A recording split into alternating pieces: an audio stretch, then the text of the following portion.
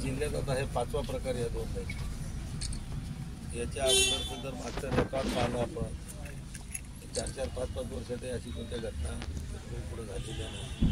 आता लगातार ही पाचवी घटना.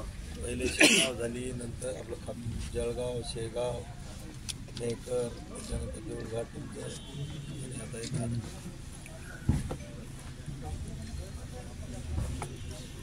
आता काल मिरवणूक या ठिकाणी समजा देवाची निघाली.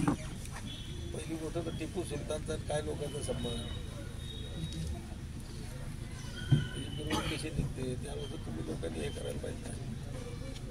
इथे काही देव नव्हता त्या काय असं काही आपल्याशी काही संबंध नाही महाराष्ट्राशी काही त्याचा हा त्याचं असं काही त्याच्याबद्दल असतं असायचं काही कारण नाही की बा चला त्याची मिरवणूक काढायची. धार्मिक उत्सव असतात त्यांचा काळजी असती तर ठीक आहे. अगर परवानगीची बी एखाद्या धार्मिक असेल लोकांचा उत्साह असते काय अडचण. टिपू सुलतान आणि मी जी माहिती घेतली की त्या याच्यातच किरकोळ वाद झाला होता मिरवणुकीमध्ये. मग बंदोबस्त का नाही ठेवला गेला संध्याकाळपर्यंत. तर संध्याकाळी इथं बंदोबस्त असता तर हा प्रकारच पुढे घडला नसता ना. बरं असं काही दुसरीकडे बी काही ताणतणाव नव्हता काल काही बाबा चला इकडं बंदोबस्त ठेवला तर तिकडं अडचण आली असती कुठंतरी. सकाळी बंदोबस्त होता, सकाळी किरकोळ झालं तिथं समजा ते पोलीसचा बंदोबस्त नाही तर सकाळी झाली असती ना. जर तुमचा बंदोबस्त कमी असता हा वाद सकाळीच झाला असता.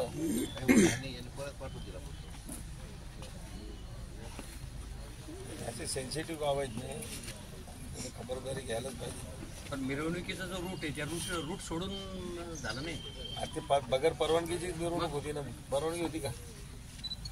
परवानगी तुमच्याकडे परवानगी कोणा मागितली होती? कोण लोक होते? मग त्याच्यावर पहिली कारवाई त्याच्यावरच व्हायला पाहिजे. मग त्यांनी जर तुमची बगैर परवानगी जर त्यांनी आणि ठीक आहे ना मग नेहमीचा जो रूट असते तर त्या रूटनं जायला पाहिजे. रूट कशाला चेंज करायचं असतं.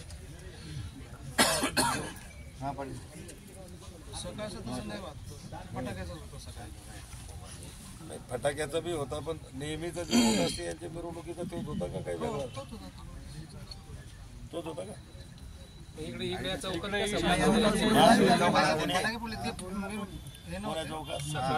तेचा चौक तिकडे इकडे हिंदू वस्ती असल्याने छत्रपती शिवाजी महाराज चौक इकडे यायची काही गरजच नव्हती त्यांची. फटाके फोडायला इकडे तिकडे फटाके शिवाजी महाराज दगड फेकले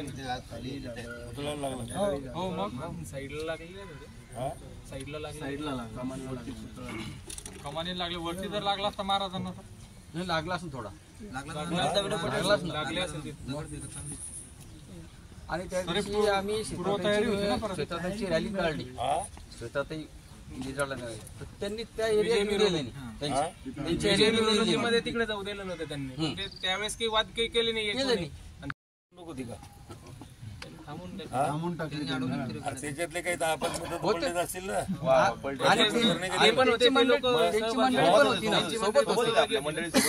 मग कोण होतं नाही म्हणणार. तुम्ही आता इथं ठाणेदार म्हणून राहता, तुमच्याजवळ खुफिया विभाग राहतो तर तुम्हाला हे लोक तर कळायला पाहिजे ना की गावात काही पूर्ण कोणता समाज काही दोषी नसतो त्याला किंवा पूर्ण समाजाला बी काही कोणी म्हणत. पण हे जे काय असे फालतू पोट्टे असतात कुणीकडचे असो या लोकांवर तर तुमचं अशा वेळेस तर लक्ष असायला पाहिजेत ना.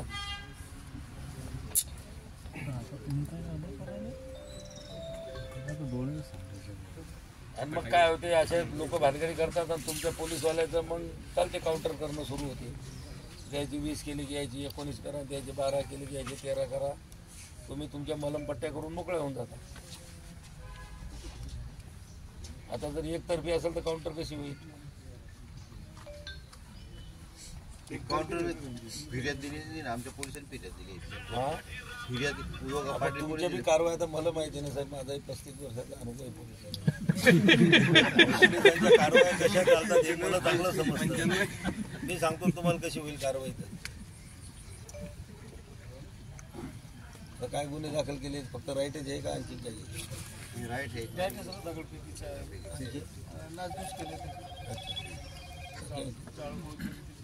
आणि आम्ही आमचे म्हणजे 353 लावलेलं.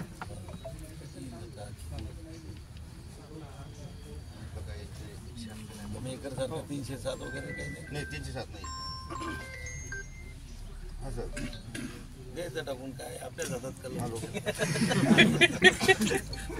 हॅलो परत एक मुद्दा असा आज माहिती आहे त्याची पण दखल घेतली आपण. आता हे बघा, आम्ही इतका फोर्स ठेवला इथं. SRPचे 2 प्लाटून आहेत, 2 RC प्लाटून आहेत, QRT आहे, 100 पोलीस बाहेरचे. परत दुसरा मुद्दा सांगतो ना. दुसरा मुद्दा असा की इथे जे बाजाराच्या पुढे जे कमान आहे तिथे त्यांनी टिपू सुलतानचा फोटो आणि त्याच्यावर हिरवे झेंडे लावलेले. मला काय म्हणायचं जसं मला म्हणजे पूर्ण हिंदू समाजाला काय म्हणायचं आहे की बा तिकडे हिंदू बोल वस्ती आहे, तुम्ही तुमच्या एरियात औरंगजेबाचा लावा, टिपू सुलतानचा लावा, काहीच अडचण नाही. एक सांगून राहिलं उदाहरण, एक उदाहरण सांगून लावा, पण जिथे हिंदू बोल वस्ती आहे तिथे ते लावायचं काम देणं. विनोद, दो पार्ट में हिंदू मुसलमान को बांट रहे क्यों? लेकिन मेरे समझ में नहीं आ रही बात. बांटले नहीं. ऐसा बांटो मत ना, अपनों को बंटना नहीं है ना. आप जैसे बुजुर्ग लोग हैं, आप बड़े लोग हैं, तो फिर उस दिन की मिरवणूक क्यों अड़ाई गई? सोचता है कि विजय मिरवणूक सर उसमें मेरी बात सुनो. शिवतात आहे की भी जो मिरवणूक जा रही थी कि खुशी में केवल तुम लोगों ने भी वोट दिए, लेकिन कुछ बोगस लोग ऐसे 2-4 रहते जिन्होंने रोके. हालांकि सब हिंदू मुस्लिम सब मिरवणूक जा रहे थे साथ में. मैंने पहले क्या बोला? जी आपने बोले ना कि भाई सब साथ में सब. तो फिर वो जो बदमाश लोग रहते तो गांव के अच्छे लोगों का काम रहता कि पहले इनको ताबे में लो. सर को पूछो, लोगों ने खड़े रह के बोलना था कि जाओ. ये पिंदौर सर को पूछो. शिलागन के टाइम में मैंने बोला कि सर अपने गांव में वातावरण सही नहीं चल रहा, बोला था मैंने सर. अपने गांव में वातावरण थोड़ा ऐसा बहुत टाइम से चल रहा था. बच्चे दोनों समाज के थोड़े मतलब तनाव वातावरण पैदा कर रहे थे. मैंने साहब को बोला भी था, अपनों को क्या, अपनों को गांव में रहना है, एक ही गांव में. तुम बोलेंगे ऐसा तो तुम सब ऐसा मत करो. मेरी बात सुनो तुम. आम्ही तर अभिमानानं सांगून राहिलो की ये देखिए एक ये देखो समाज के अंदर पहली बात तो मैं बोलता हूँ जितना मेरे को समझ रहा है, तो मुसलमानों का अपने इधर के टिपू सुल्तान का कोई संबंध नहीं. बिल्कुल. लेकिन कैसा है कि ये इधर शिवाजी महाराज बोलते तो उधर वो टिपू सुल्तान बोले बस तो बात पे आएंगे. तो ये आप लोगों ने बोलना था कि जैसे अभी इनका कहना है कि मुझे तो नहीं मालूम, पर टिपू सुल्तान का बोर्ड कहाँ लगा होगा तो समझो उधर तुम्हारी बस्ती में एक आधे बार कोई प्राइवेट जगह में लगा होता तो ठीक, सरकारी जगह में भी ऐसे जो बात. सर ये मेरा बहुत फास्ट दोस्त है विनू जो मेरा बहुत फास्ट दोस्त है. हम गांव में एकदम तुम दोनों ने संभालने साथ में. सुनो ना, तो फिर वो उसने जहाँ पर गलत टिप्पणी करा तो मैंने रोका कि नहीं उसको. कर रहे तो तुमने संभालने को होना है. गाव में बनने गाँव में तो किसी आम्ही अभिमानानं सांगतो की आम्हाला जे शिवताताईला जे मतदान झालं मुस्लिम समाजाचं, त्याला पण ते 2-3 कार्यकर्ते ते कारणीभूत होते की त्यांच्यामुळे मतदान झालं. आम्ही सांगतो ना इलेक्शन, आम्ही असं म्हटलं का किंवा सोबत राहील त्यांना. इलेक्शन झाला तर इलेक्शनची गोष्टच नाही करायची आपल्याला. उद्या काय झालं आपल्याकडे ते सांगा साहेब. उदाहरण सांगून राहिलो. एक मिनिट. आता हा काय पहिला प्रकार, हा पाच ये 2 जी महीने जी सर जी मुझे मालूम है. बुल्ढाणा जिला में 5वां प्रकरण है, पता है मुझे. ये 2 महीने क्या. जी आता पोलिसाचा आपण समजायचं का मी का या ठिकाणी असं जर असेल तर त्या ठिकाणी जर ताबडतोब बंदोबस्त. आणि हे जे असे कुठं फोटो लागतात, कुठं झेंडे लागतात, जर त्या ठिकाणी कुठं जर असं वातावरण बिघडायची शक्यता असेल तर तिथं पोलीस लोकांना हस्तक्षेप करायला पाहिजेत ना. हा पोलीस लोकांना हस्तक्षेप करायला पाहिजे की त्याच्या ह्याच्यात की बाबा तुम्ही हे वादग्रस्त आहे तुम्ही लावू नका. जिथं वादग्रस्त नसेल तिथं ठीक आहे, काही केलं तर चालते आपल्याला. पण जिथं कुठं तणाव होऊ शकतो, कोणाच्या भावनाला ठेच लागू शकते, कुणाकडे दोन्ही बाजूचा, तर अशा याच्यात पोलिसांनी हस्तक्षेप केला पाहिजे ना ताबडतोब. का पाटील साहेब? त्याच्यात त्याला हस्तक्षेप केला पाहिजेत आणि या गोष्टी ताबडतोब तिथल्या तिथं केल्या पाहिजेत. वातावरण एका जागावर तर दूषित होत नाही ना. हस्तक्षेप काय साहेब, बस स्टँडवर, आमच्या चांडोळच्या बस स्टँडवर दारूची दुकानं, वरलीची दुकानं बिलकुल सर्रास चालू आहे. तिथं बाया यायला उभं राहायला जागा नाही. पोलीस चौकी आमची 4-6 महिन्यापासून उघडली.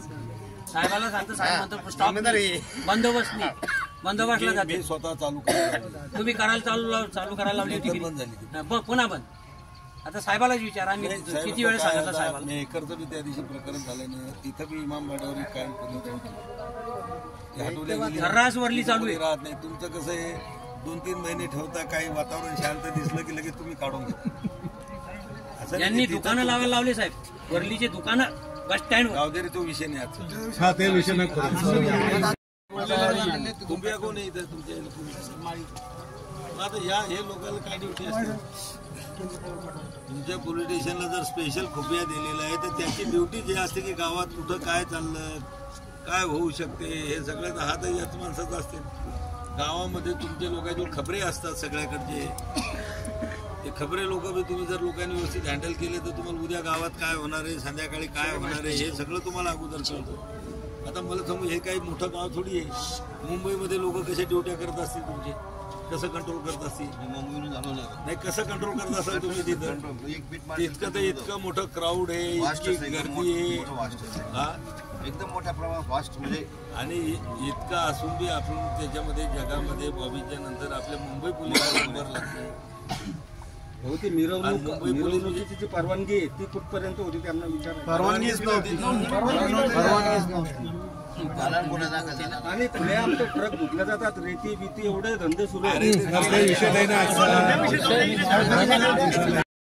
त्याच्यामध्ये त्याही गोष्टी, या अशा ज्या घटना घडतात तर ह्या छोट्या छोट्या गोष्टीतूनच याचा एखाद्या दिवशी उद्रेक होतो. आणि याला मेन कारणीभूत असतात हे जे म्हणतात ते 2 नंबरचे धंदे बी त्याला बऱ्यापैकी कारणीभूत असतात. या कशा किरकोळ वाद होतात, मिटतात, किरकोळ होतात, मिटतात, पोलीसवाले मिटून टाकतात, आपणही मिटवतो, हे ते. पण त्याचा कधी ना कधीतरी मग त्या छोट्या छोट्या गोष्टीचा एखाद्या याच्यातून उद्रेक होतो आणि मग त्याच्यात असे प्रकरण हे घडतात. याला हे सगळ्याच गोष्टी कारणीभूत असतात.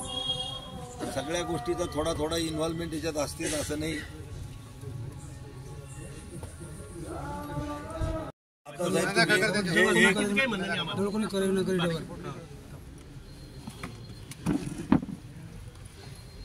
तुम्ही आता साहेब कारवाई करत असताना कोण नाव देते, काय देते, तुम्ही तुमच्यावर CCTV कॅमेरे असतील, तुमच्या पोलीस लोकांनी व्हिडिओ शूटिंग केली असेल, गावातल्या कोण व्हिडिओ शूटिंग केलेली असेल. प्रत्यक्षात जे लोक गुन्हा करताना दिसतात आणि खरी गोष्ट काय आहे, मलमपट्टी नका करू. तुम्ही मूळ शोधा की याचं कारण काय. जर तुम्ही मुळावर घाव घातला तर भविष्यात या घटना थांबू शकतात. नाही तर आले इकडचे 10-20 धरून आत घातले, तिकडचे 10-20 धरून काढले, 1-2 महिने गाव शांत राहते, पुन्हा तेच भानगडी सोडतात. याचं हे जे घटना घडतात याचं मूळ मुळापर्यंत गेलं. याचा मास्टर माइंड कोण आहे हा शोध. सर एक मिनिट, दोघी समाजातले जो मास्टर माइंड आहे त्यांच्यावर कारवाई झाली पाहिजे. आम्हाला शांततेने राहायचं गावात. तुमचे मास्टर माइंड तुम्ही गावात हे करू नका. सगळ्याला माहिती असून समजला का सर?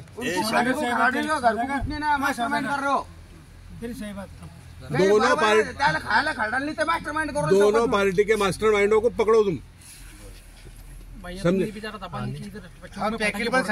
मैं क्या बोल रहा, जो मास्टर माइंड है आपको पता रहता प्रशासन को, ऐसी कोई बात नहीं है, सब रहता पता. आणि हिच्यात भाऊ एक विषय असा आहे की बरेचसे दोन्ही समाजातले जे बरेचसे लोक होते की वो हे सोडवायसाठी पण होते की वो शांतता, मग ते लोक पण CCTVत आलेले साहेब. त्यांना विनाकारण आरोपी नका करू. तो हिंदू असेल की मुसलमान, कारण काय झालं साहेबांच्या बाजूला होते.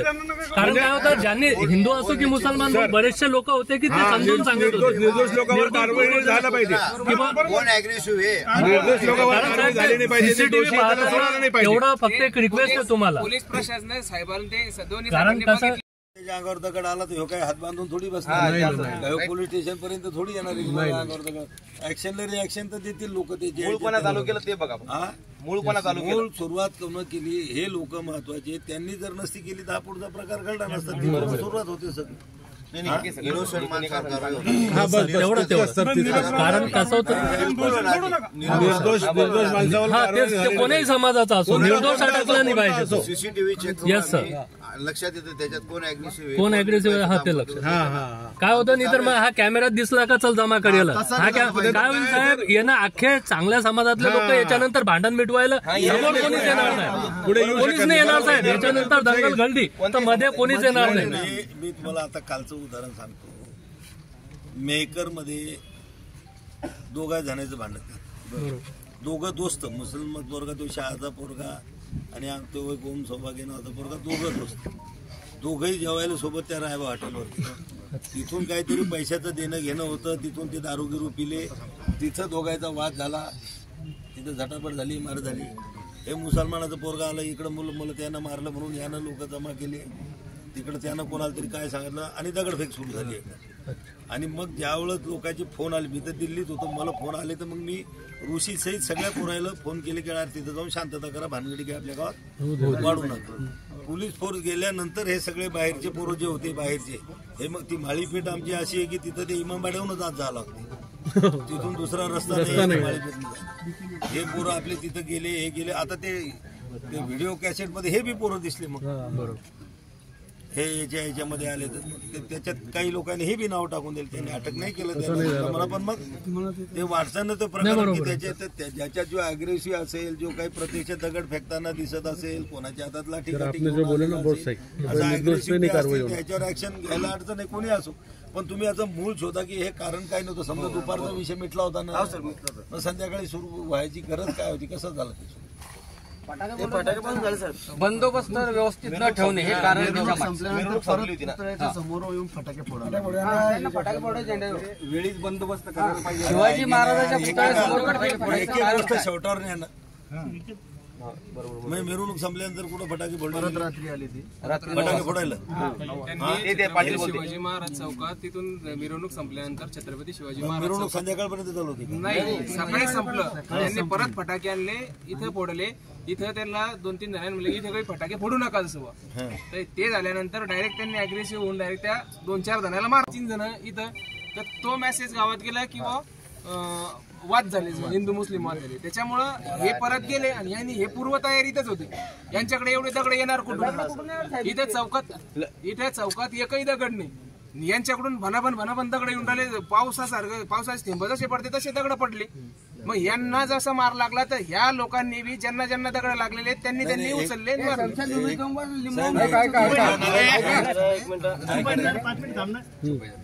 तिथं जे झालं तिथं सगळे पोलीसवाले असतील काही स्टेशन पासून दूर ठिकाणी दगड तर तुम्हाला समजते की कुणीकडचा दगड कुणीकडे गेला, कुठं दगडाचा खर्च पडलेला आहे किंवा जास्त दगड कुठं पडलेले हे तर दिसत असेल ना, कोणत्या साईडवर पडलेले. आले कुण्या भागातून आले किंवा कोणाकडून आले हे तर त्या दगडावरून बी समजेल ना तुम्हाला. हा बरोबर सर, सीसीटीव्ही मध्ये सगळं आलेलं आहे, कोणी काय केला म्हणून. सीसीटीव्ही मध्ये सगळं आलेलं आहे, कोणी दगड फेकला, कोणी जाळला, कोणी काय केला ते सगळं सांगा. आणि पाटील साहेब कुठेच पहा तुम्ही काय होते, जे गुन्हे करणारे लोक असतात ना ते जातात पळून. बऱ्याचदा इनोसंट लोक याच्यामध्ये ऐका ना, त्याच्यात करत असताना तुम्ही तर त्यावेळेस मी रात्री तुमच्यातल्या कोणतरी होतं त्याच्याशी मी बोललो पण हा की तुम्ही रस्ता ब्लॉक करा म्हणून. हे गावातले लोक जे पळून झाले ना, हे काय आरोपी त्याला माहित असते की मी गुन्हा केलेला आहे, मला पोलीस पकडतील. आणि इनोसंट असतो तो म्हणतो मी काही केलेलं नाही, तो रस्त्यावर फिरत असतो, चौकात तो पकडला जाते. आणि यांना कसं आहे, वरच्या लोकांना दाखवायसाठी पटापट कारवाई दाखवावी लागते. किती अटक झाली, कोणते रस्त्यावरले धरून आणून एकदा केले, इकडचे 10-5 तिकडचे 5-10 आणि हे सगळा चमडी बचाव कार्यक्रम असतो. या लवकर घ्या. धाड येथील काय परिस्थिती, आपण इथे काय सल्ला दिला अधिकाऱ्यांना?